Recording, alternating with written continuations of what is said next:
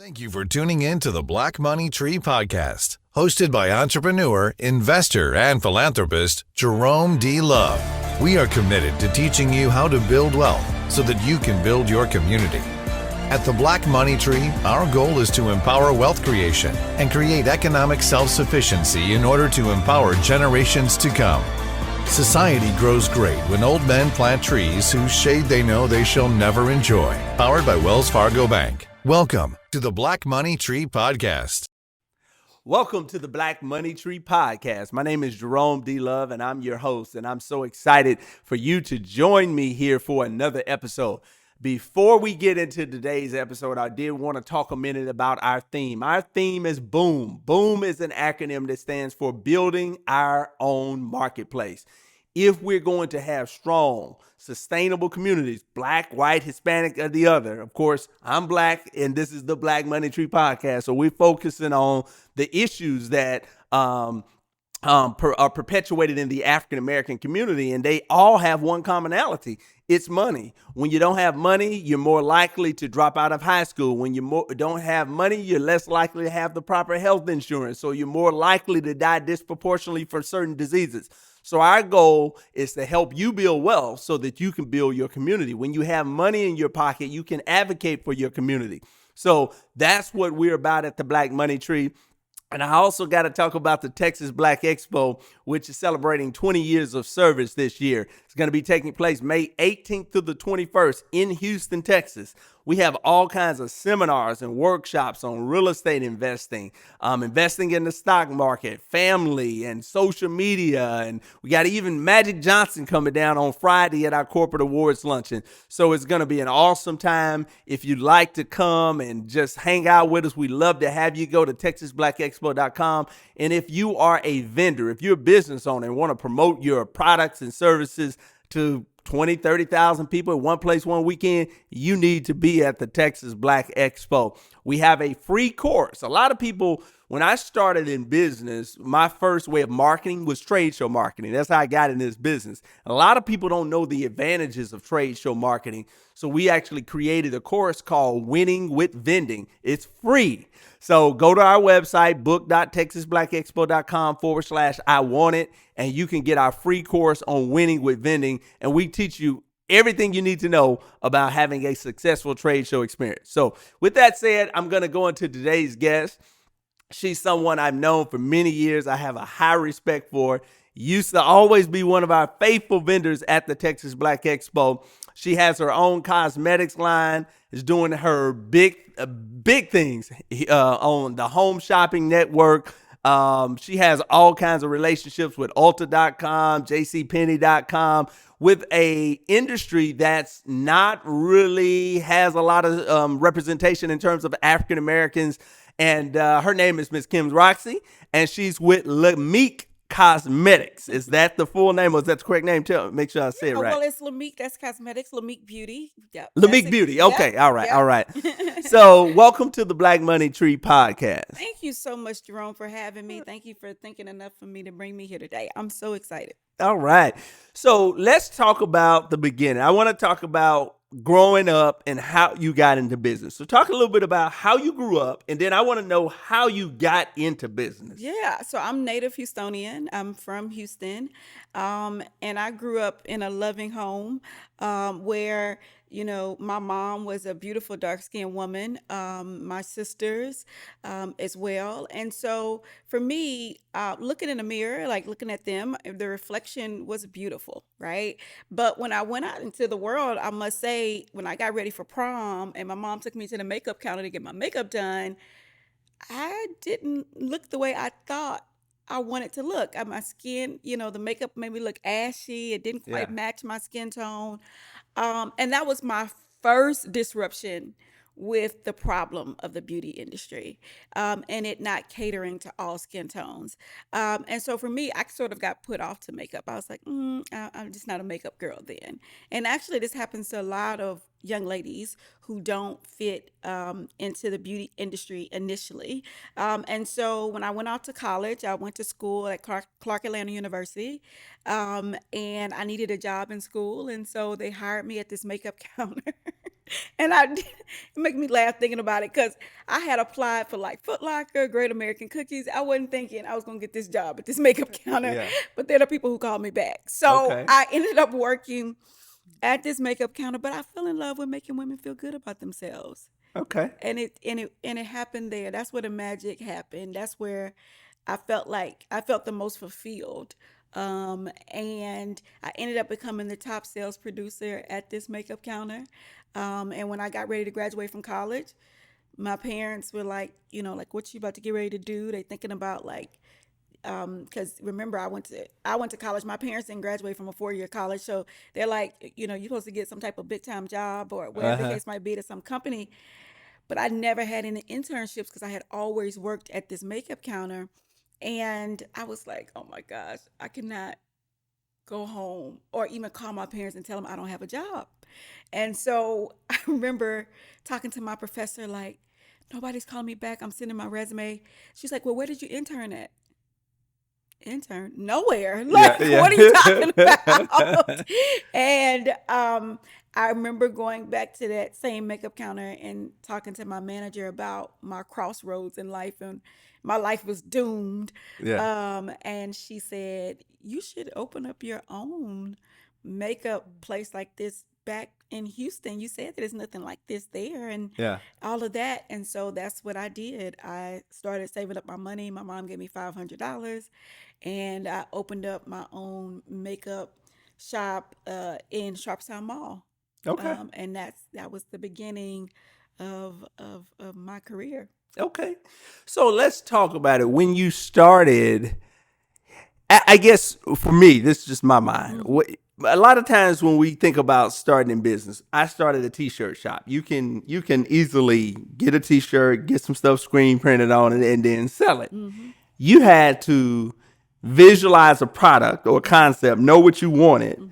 You had to figure out how to put it together, and the people that can manufacture it. Talk a little bit about how do you launch a cosmetic line? Yeah. So for me, initially, in my business, I realized really quickly that I did not have everything I needed to really be in business. And so I really went in business probably what I wouldn't recommend to anybody else. Like, I mean, I wouldn't recommend that. Number one, when I opened up my makeup shop, I didn't have any customers lined up. I had no clientele. I was coming back to a new city. I was like 21, 22 years old. Yeah. Um, I had found a place that I could get some cosmetics from, and I didn't particularly formulate that Okay. cosmetics. And then I was doing makeup, and I wasn't even like this pro makeup artist. And Yeah. then I decided that to bring people in, I noticed a lot of people get their eyebrows done at the nail shop. Well, well, I'm gonna start doing eyebrows, but I had no aesthetics license, like the license to do it. So like everything you needed, Yeah, yeah, I yeah. didn't have. Yeah. So I am the poster child of just starting and just doing Yeah. versus being so prepared. And Yeah. so I opened up like that. So I ended up having to get enrolled in HCC, in the aesthetics program, so I wouldn't get shut down for doing eyebrows. So I was getting my license at the same time I was going to school. Then Were you still doing eyebrows? yeah, so Okay. under Okay. supervision, so I had someone come Okay. in who knew how to do it and sort of held the license for me until I got my own. And then I took and started to figure out, the makeup itself. Like, how could I formulate a brand? Like, how could that happen? I started going to trade shows and different things like that where chemists were and all those different kind of things. So I started seeking out those relationships. I kind of began before I had it all together. But if I would not have, to me, if you never start, like, Yeah. how do you ever get anywhere? Yeah. And so I started doing that, and so people came in to get their makeup done. I started to get better at doing makeup. I started to hire a couple of young ladies to work with me, and they had never done makeup before, but like just that will to want to do it, you figure it out. You Yeah. figure it Yeah. out. So LAMIK, where did the name come from? LAMIK is a name that is an acronym. It stands for Love and Makeup and Kindness. Okay. Because love and kindness is your true makeup, because beauty is revealed and not applied. Now, that name came because when I initially came up with LAMIK, it was my name spelled backwards. It was Kim spelled backwards, and the LA from my middle name. And so that's the way I thought of it when I came up of it. But when someone asked me, I was in a meeting with a major retailer actually, and they asked me what did LAMIK stand for. And in that moment, I could not say Kim spelled backwards. The love for my middle name, Lakeisha, whatever. Yeah. And nobody had ever asked me what it stood for. So I never got confronted with that Yeah. question. So in that moment, oh my gosh, I felt like the Holy Spirit told me what to say because I like in that moment I came up with love and makeup and kindness, and it really spoke to what we were doing. I was like, we're bringing love and kindness. That's the reason why I'm in this. I Yeah. fell in love with making women feel good about themselves. Like that's why I'm here, and so that's what we did, and it just is turned into something much bigger. You know what I love about your story? It's very similar to mine. People see, I always, when I do my motivational speaking, I see that you see the product, but you don't see the process. They see Black Expo. They see 20 years. Yes. They don't know me starting the Black Expo, renting out the Reliance Center, doing everything. I remember we had Will Downing coming, and it was about a month prior to the show, and the guy says, well, who's doing your backline? I said, what's a backline? You know, the backline, I don't know if backline is like when you have an entertainer, that's the guitar, the drums, all the stuff that they need. Yes, well, who's going to be doing your this? I didn't even know I needed that. I just assumed. Telling you in the moment. Yeah. So I assume I booked this guy. He's going to bring all of his stuff. I didn't understand all of that, you know? Yes. It was so many things. I remember I didn't understand how the consumer operated. You know, people wait till the last minute to buy stuff. So our event was in May. I had some investors behind me. I was running television ads in November and December. You don't spend your major money until 30 days out. That's right. I learned all of that. That's right. But so it's interesting that what you said, the saying goes, you can't walk on water unless you get out the boat. But everything that I've manifested has been a result of me getting out and making it happen. And I'll be honest with you, the more that you learn, the more fearful you become because the more that you know that you don't know. Exactly. You know? Exactly. And then you start to figure out that it is a such thing as not knowing what you don't know. Yeah. Right. Yeah. For an amount of time, you're even ignorant to that. Yeah. Like, right. Yeah. So I also say in my story that ignorance has served me well. Yeah. And I have to sometimes continue to be ignorant. Like, just continue to like know what the statistics are.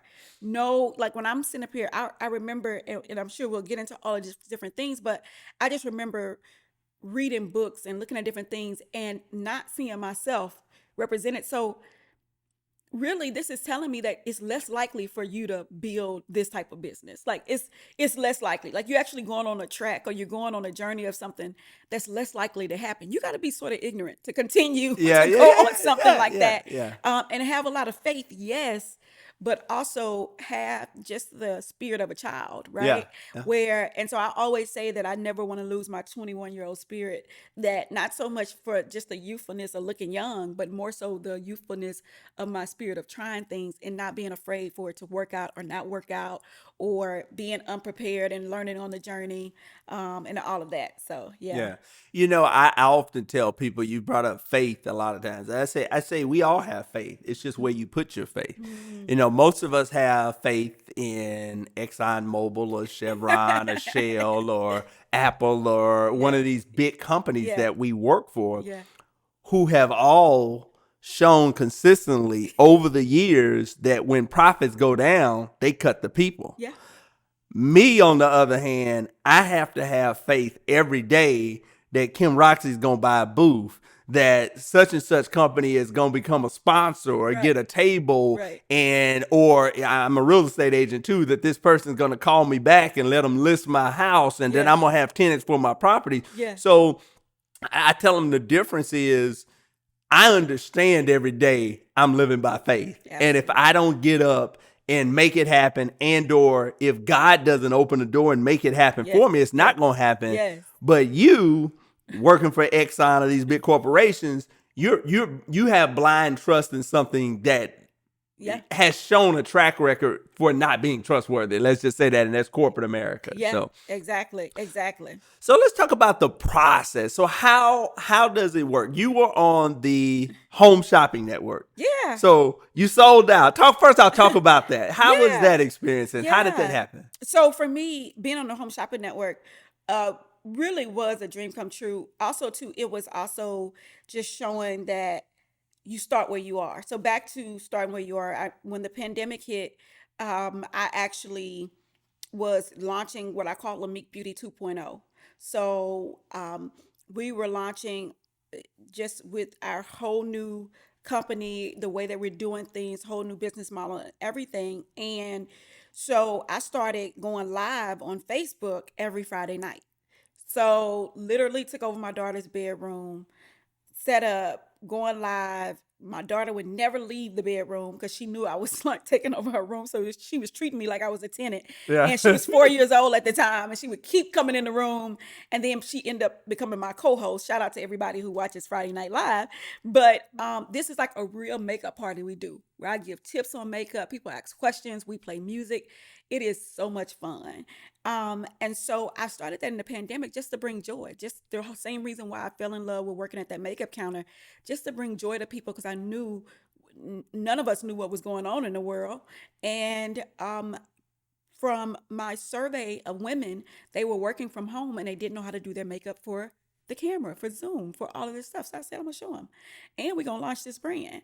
And so that's what I did. So every Friday night I got on Facebook. That was pretty much the training ground for me to be ready for when this opportunity with HSN came up, for me to be ready for this opportunity. I know how to look into the camera and talk to a customer. I know how to talk to that woman that's at home, that's, all the questions and things like that that are in her head. I know how to address those things because of all of that practice that I had of doing those Friday night lives right from my home on Facebook. And so that is being on the Home Shopping Network and not having many women that look like myself selling a brand. And then to go on there, we beat our goal. We sell all of these products. The number one seller actually for us, so we launched with our Brow Duo, which is our hero product, and that's makeup for your brows. And the number one shade within that line that sold was actually blonde. So that also shows that our product is resonating with all shades of women and all backgrounds of women.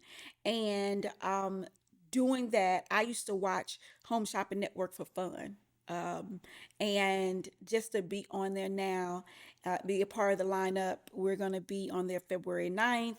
Then we'll be back after that. We're doing 2 shows. So we're just excited about the future of that. And every woman that I have looked up to um, in beauty who have been successful in my eyes have has done home shopping. And so I'm just excited about this path. So you hit on one of the questions I had. Who is your clientele? You talked about not Yeah. having the proper makeup for African American, Yeah. but you said your top seller was blonde. So Yeah. I guess you've expanded. Talk a little bit Yeah. about your market and your clientele. Yeah. So, for us, so if I make makeup with myself in mind, at LAMIK, the problem is most makeup brands, they center more of a fair skinned person. They center that person within the brand. We don't do that at LAMIK. Okay. We center all shades of women. And so for me as a Black woman, if I make a makeup line, my makeup line is going to be inclusive. Most Black owned makeup lines that I know are inclusive. It's brands that are not owned, Yeah. are not owned by them, that is not inclusive. And so we've seen that over and over again in the market. My customer is fair skin, albino. What am I going to tell her? She identifies as a Black woman itself. So if she's coming to the brand looking at me saying, "Oh yeah, it's by a Black woman," I want to support that, or I want to wear that, or this and that. She might have albinism. She needs to be able to wear LAMIK. So I have to have blonde, right? Yeah. So not just for me a race thing, I look at it as a shade thing. So the vitiligo community has been such a strong customer of mine. Represent. Yes, yes, yes. So just imagine, I have customers whose skin has turned all the way, right? Yeah. Like where you don't even see the melanin anymore. Yeah. Does that stop them from being a person of color, right? Yeah. Yeah. And so we have to have makeup for all skin tones. So I think people don't think about it like that. They only think about it from just. I've had people say to me, "Oh, it's black on. Can I wear it?" And they might be white, and I'm like, "Do you not know that black people come white?" Yeah. Yeah. Yeah. Yeah. Yeah. Yeah. Like, so even if I centered black women, I still would center everybody because a black woman is every shade. Yeah, yeah. So you mentioned your daughter. Talk a little bit about what that's like, and is she involved in the business? Yes. Are you very conscious of trying to? It sounds like your parents were like my parents. My parents told me go to college so you can get a good job. And when I started my business, my daddy said, "Boy, you wasting all that good education that I paid for." He didn't Right. say that part, but that's what he was saying. "Boy, I spent all that money, and then you gonna go start a business."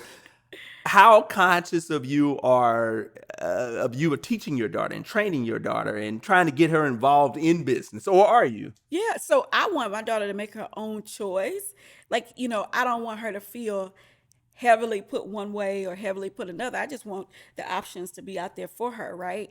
And so for me, like I said, when I started my Friday Night Live, like she was 4 years old, I was trying to get her out of the room. I was trying not to expose her to people. Yeah. I wasn't posting her that much on social media. Like, I wasn't really trying to put her out there. Like, that wasn't, I don't know, that's just not how I felt led.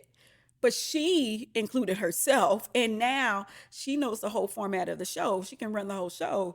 My daughter, reminds me all the time about different things in business. She gives me ideas. She asks the right questions. To me, when a child asks a question, they're basically asking a question that somebody else has. So she helps me do my FAQs, my frequently asked questions, based Yeah. on her questions, Yeah. because she asks the best questions.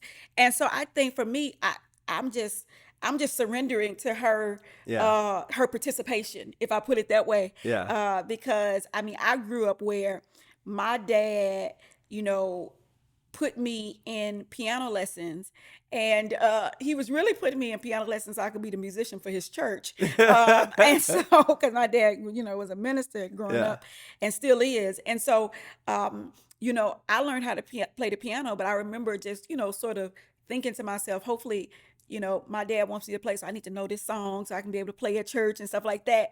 And actually that built a lot of character and work ethic in me. Yeah. So I'm one of those girls that did have that dad that drove my work ethic. Yeah. And I know we have other examples of dads out there like Yeah.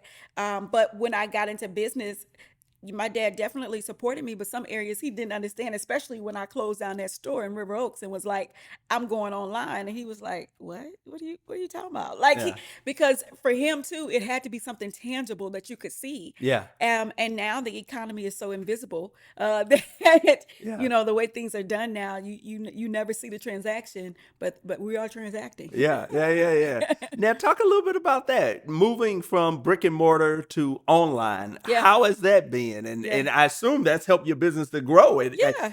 One of the things I found with COVID, it made me stop thinking about Black Expo and what we do as the Houston people Yeah. or Yeah. the state of Texas. Yeah. It's like, wow, if I do this right.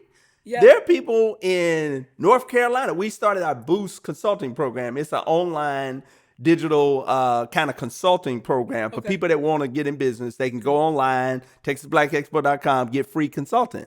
And I did one of the consultations. I called in the guys from New York. Yeah. And I'm like, how did you hear about us? We're the Texas Black Expo. So we're impacting people across the country now. Exactly. But go ahead, Exactly. talk about that. So it makes the reach national, Yeah. right? Even international. International, yeah. And so you have to be thoughtful of that. Well, I'm gonna say this, my it's a testimony for me when I think about how did I go from brick and mortar to online, and how we became a e-commerce digital first brand, a tech-enabled beauty brand is what we really became. And that testimony starts in 2018 when I really felt that voice, that movement. God, like, there's more. And in order for me to get to more, the instruction for me was like, in order for you to get to more, you have to sort of go on this journey to find out what that is. Yeah. And some people talk about, I remember the year before in 2017 meeting a top cosmetic executive who she was one of the only top cosmetic executives that was Black. And I remember meeting her and her telling me about this sabbatical she had went on. And that's like, like that was so far from what I was Yeah. raised around. Like, what do you mean sabbatical? What does that Yeah. mean? Yeah. Like, and she explained to me how she had went to this foreign country, and she lived there for a year. And even with her family, she like took her family. She had kids Yeah. and Yeah. everything, and her husband. And she was telling me about this sabbatical. And to me, in 2017, that was just so far reaching. I was like, what is this woman talking about? Yeah. This must be on a whole nother level of rich that I don't even understand, Yeah. right? And in 2018, a couple months after meeting her, I felt this huge move to go on this sort of sabbatical to understand what was next, where this more was. And so I had to close down my store. And for me, this was a store that was heavily service based. Like, we did a lot of makeup, we did a lot of eyebrows, we did a lot of makeup parties. People came in for all these different things. We were in, like the most affluent neighborhood in Houston, River Oaks, and all of these things were going on. But despite of the success of that, I still had to close it down for what was more. Yeah. And I Yeah. think that sometimes for people, they think about leaving a successful job to start a business. Sometimes you can be in a business and need to shift the business as well. And so that's when I was like, I'm gonna close it down and I'm gonna go on this sabbatical.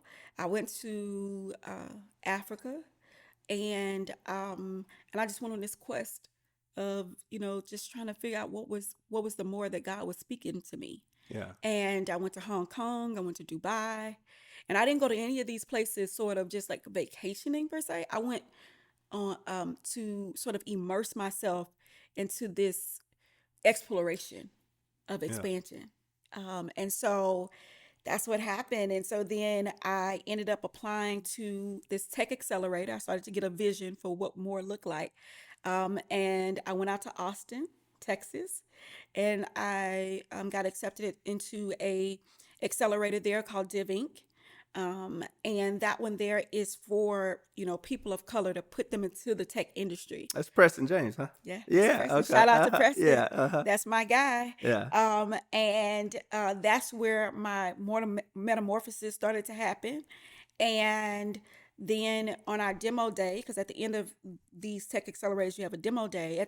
On my demo day, there was a venture capital backed accelerator that was in the audience, and they heard my pitch, and then they was like, "You should apply for our program," because at the time, DivInc was like a pre-accelerator, and so then I ended up doing that accelerator, and that's where I got my first check from to Launch the to business. launch the business. And I still wasn't ready to launch. It still was pre-launch. And so I continued to work and iterate. In 2019, I continued to work, and then we launched in 2020. And so sometimes you can't rush the process. Yeah.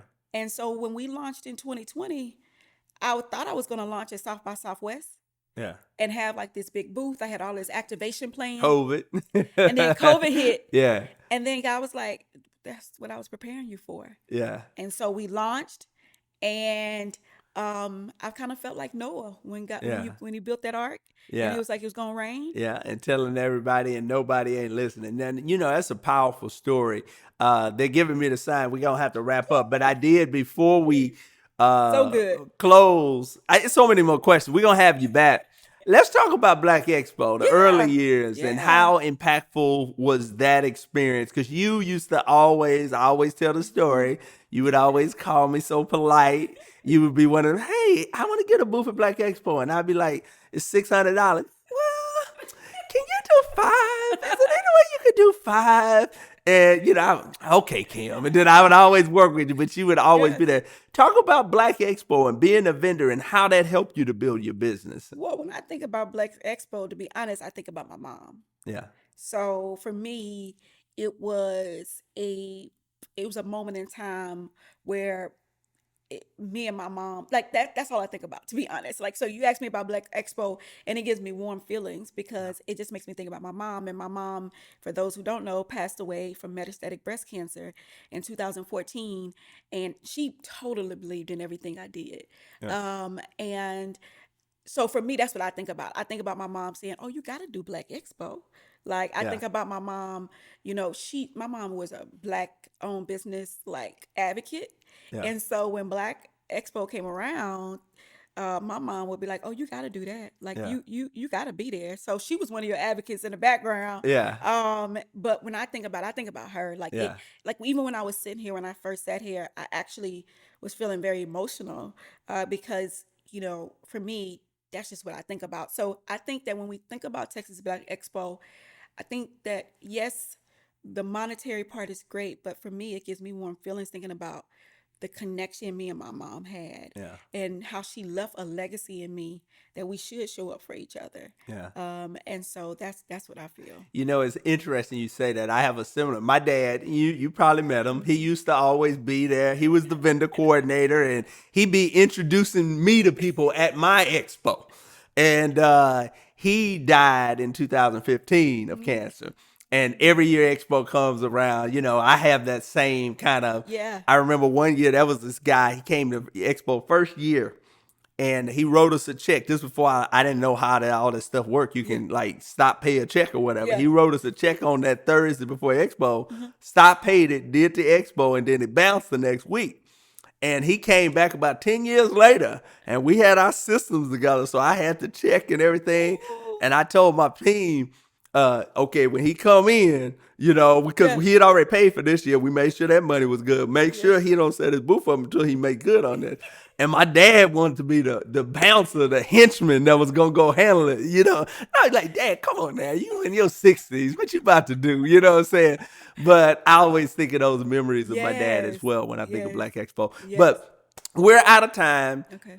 Where can we get LAMIK? I know you're everywhere. Yes. Talk about where the people can get LAMIK and more information about you if they'd like some more information. Yes.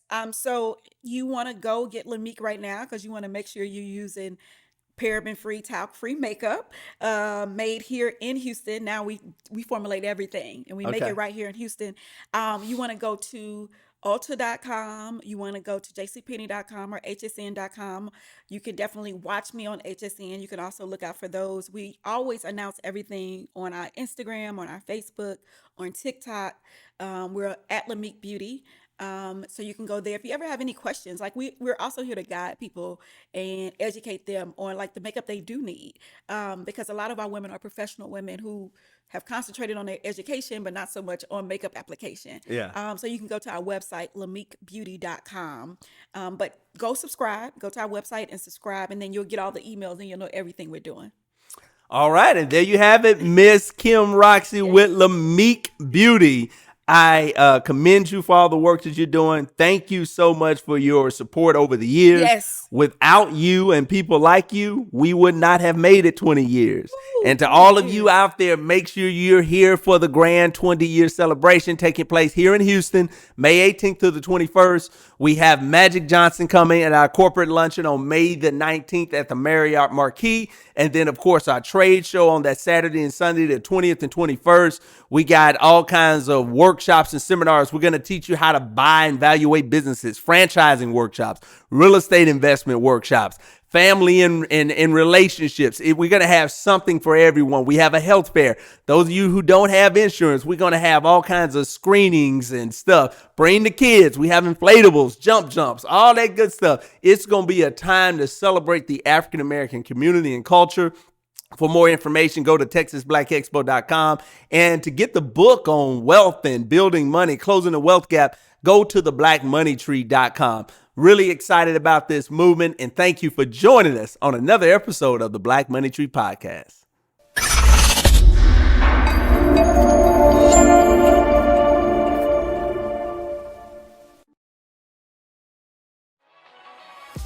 Thank you so much for tuning in to the Black Money Tree Podcast.